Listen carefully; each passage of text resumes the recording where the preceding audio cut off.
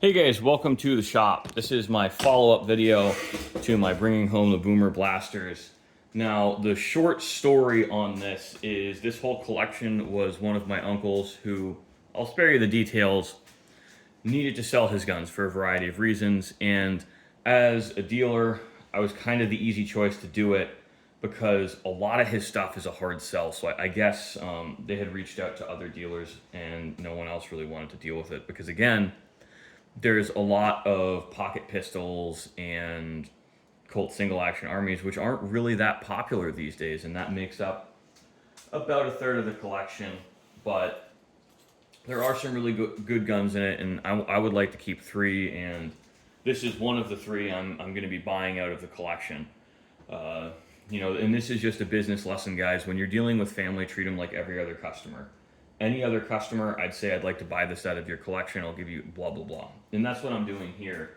And I'd taken the time today, after I got all my guns logged in, I wanted to identify this and see what it was worth. And fortunately for me, and unfortunately for my uncle, it's not the most desirable version. It's a post-war rebarrel of a wartime Springfield receiver. So it's mostly original World War II parts, but being a post-Korea rebarrel, it was done in February of '53. It's definitely a CMP gun at one point. I haven't really looked up the serial number on it, but I don't feel it's terribly important to look that up. The Springfield guns don't go for a premium over everything else. They're usually the cheapest Garands, at least where I am. And the late war guns aren't as desirable for whatever reason. I think because there was just so much more production by 1944 and 45. There just wasn't as much collectability in them. And this one, the Parkerizing's mostly gone on the receiver and a couple of parts. So I'm kind of okay with that. I think this is the perfect Garand to get for me because it's a relatively inexpensive entry. And especially now with the CMP bringing new production Garands online, I think the collectability value on these Garands is going to drop. But, for me, I think the coolest part is just like the time capsule of some original tools in there. Because I was just swearing at myself, I'm like, I need a gas plug tool, and guess what I found in the butt stock? I'm glad I remembered to check before I went and spent, a few bucks on this toolkit, because I already have one.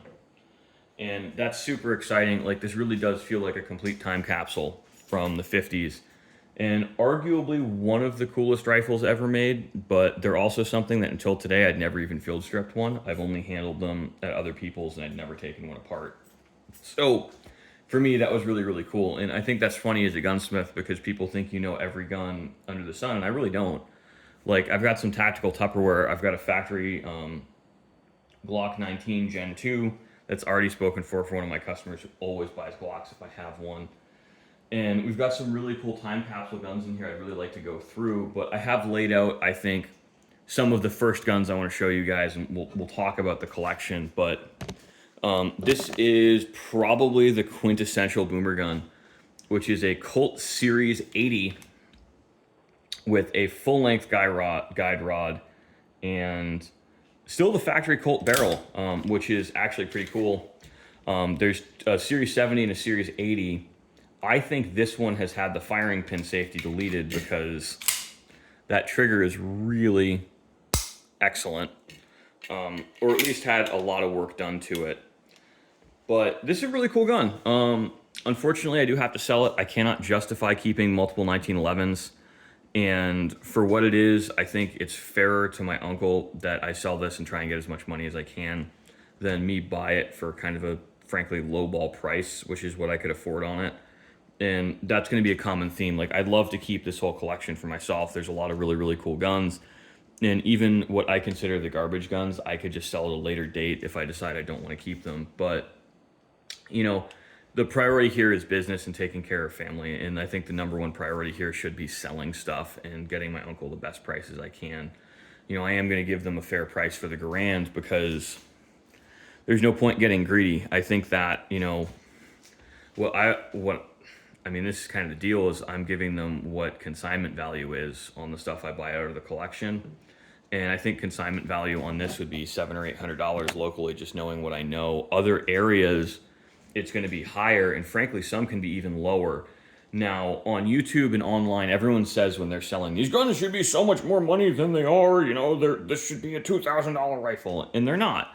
You know, this is really not going to go for premium over the rack grade or expert grade M1 Garands coming from the CMP, because they're using new production barrels in most of those, and they shoot better than these do.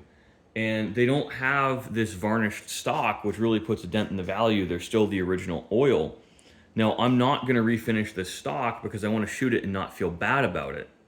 So for me, this is actually like the perfect Garand to get. I'd rather get one of these than a CMP gun, because I don't really like how the CMP is frankly just being raped and pilfered by a lot of people who buy Garands to flip. And I don't think that's cool. So I say this as I'm buying one, but I really don't want the supply of them to dry up. I think that they're such a good entry gun for the younger crowd to get into milsurp collecting.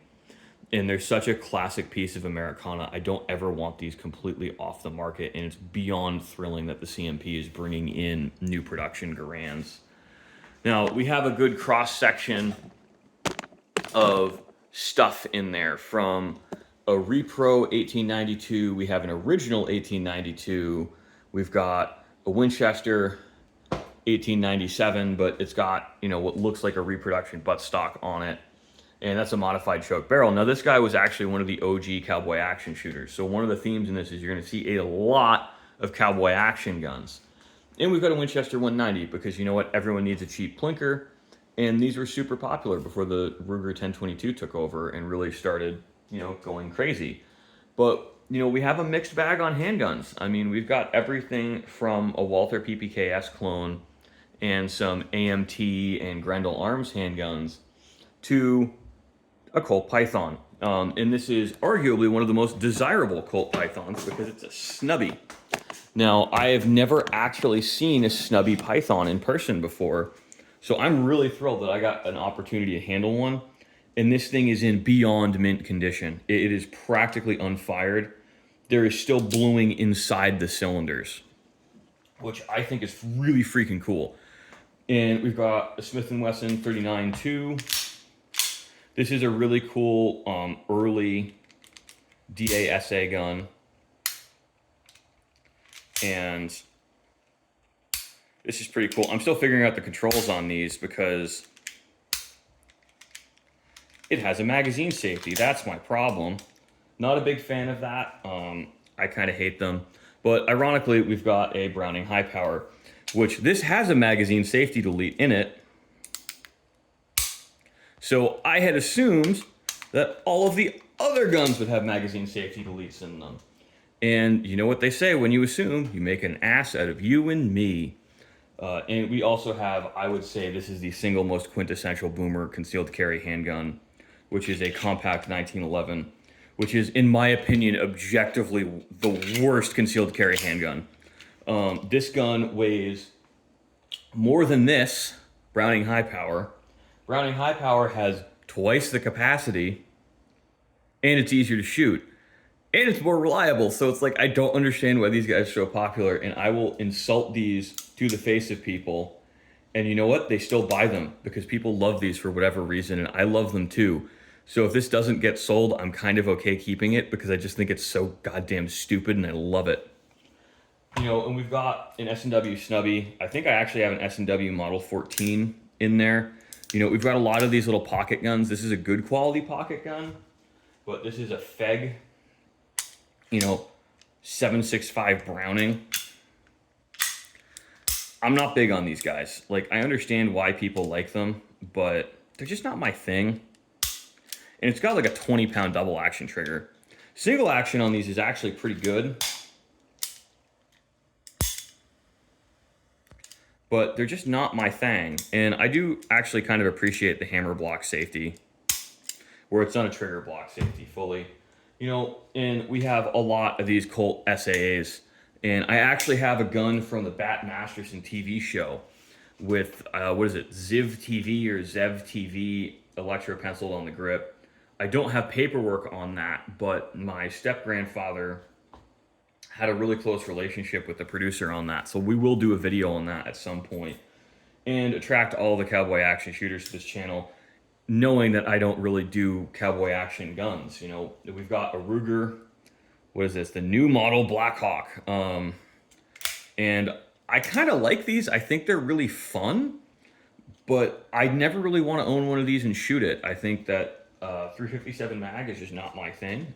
I'm a delicate flower and I'm recoil sensitive in handguns. So a 45 auto, not full size 1911 is kind of my limit for something I actually want to shoot more than 2 or 3 times in a range trip.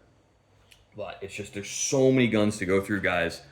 Like, we'll do a deeper dive on some of the cooler stuff, and I'll just put piles of stuff out and skim over it like this. It's just, like, this is sort of a view into, like, some of the day-to-day from being a gunsmith. It's just dealing with a lot of this stuff if you want to do collections and figuring out what needs mechanical repair and what doesn't. Unfortunately, our highest dollar items in this collection, I'm not going to tease yet, do need some lovin's because I think they got finger blasted while they were in storage by a third party, which is really upsetting. But we also have a super pooper garbage rod over here.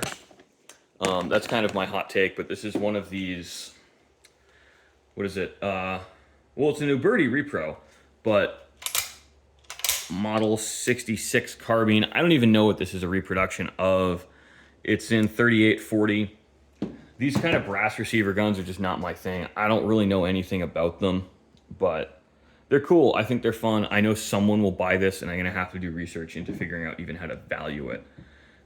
This is probably a perfect cowboy action shooter gun, or it's a perfect, like, hey, I just want something cowboy, and this is not going to go for a ton of money. I mean, it's a repro, so if you're looking for just like, hey, I want a cool cowboy themed shooter, probably a good gun for you. But we've got to value all this stuff. That's the tough part when you get this many guns in at once, is I got to figure out values on all of them.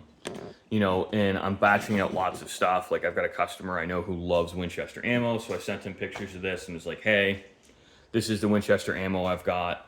Let's figure out a number that's fair to both of us, because I know by bundling it, I won't get top dollar for the individual items, but it's just going to be a million times less headache for me than trying to sell each individual box, knowing that as a gunsmith, dealing with all of this other stuff is delaying my other work. And that's the tough thing, where I have to walk a line between doing right by my uncle and doing right by my business. So for right now, it's not my busy season yet. I'm kind of prioritizing my uncle as much as I realistically can, because I know he needs the help. And one of those things is, like, I have a business, we take care of family, and his brother was really instrumental in catapulting this business into a higher sort of price range and quality range for a few behind the scene things that I'm really grateful for it. So it's another reason I did take on this collection. You know, like, if family takes care of you, you should take care of family. So thanks for watching, guys. I hope you enjoyed.